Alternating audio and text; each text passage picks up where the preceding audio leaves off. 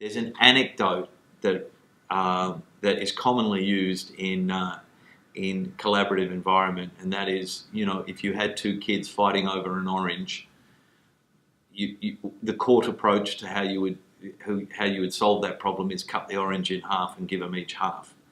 But if you asked what was important to them, you might find one really enjoys orange juice and the other one really likes to bake, so all of the rind is important to them, whereas the other one was going to throw that out. And until you know that about the people that you're dealing with, you don't know what all of your win-win options might be.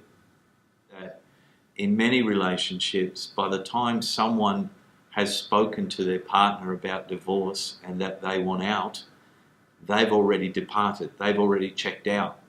But for the other party, this is a complete and utter surprise to them, and they thought that their life was going to be as they imagined it. So there's an element of pacing, which some of the different options that you have to divorce don't give you the opportunity to manage, whereas collaborative, particularly with the input of family and relationship specialists, collaborative gives you the opportunity to pace the process so that everybody gets the chance to catch up. And if we work on the basis that divorce truly is an emotional journey with financial and legal implications, the advantage of collaborative in comparison to the kitchen table or in comparison to the court solution is that you have all three of those elements represented. At the kitchen table, you need to manage all of that yourself. In the court, you're actually handing over control of that to the judge. When we talk about collaborative, we're really talking about you represented by your lawyer, your partner represented by their lawyer, and a neutral financial specialist and a neutral family and relationship specialist in the room. All of whom have a role to play in order to help guide you through the problem-solving process, which is, how is your divorce going to look? How do we get you to the best outcome possible as a consequence of that? The examples I use is my first role in a collaborative team is to develop an asset register, and I work with both parties to be able to gather that information and build up a single source of truth.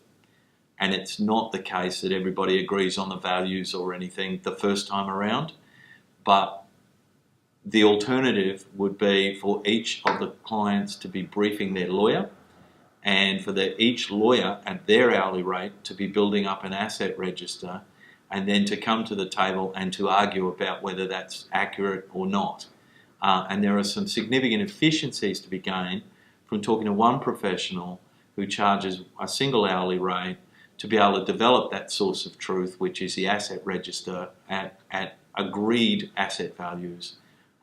Anecdotally, we have had cases where between our office and the coffee shop next door and a couple of my meeting rooms, we've been able to reach agreements in one afternoon that the lawyers that I work with, some of whom have been in family law for 30 years, those lawyers would suggest that that process might have taken 6 weeks and thousands of dollars worth of letter writing between lawyers to achieve in a more traditional lawyer negotiated outcome, where we've managed to knock it over in the afternoon.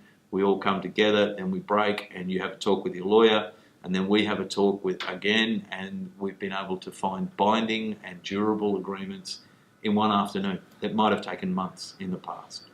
My belief is that the two neutral roles particularly, and the financial neutral is one role that I take, and the family and relationship specialist is another neutral role that is taken, they're critical in helping to get past impasses.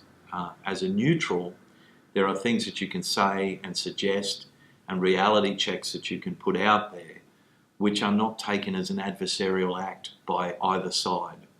If you can imagine, if somebody truly believes that the child support should be X many dollars on one side, and the lawyer on the other side says, well, do you think that's really enough?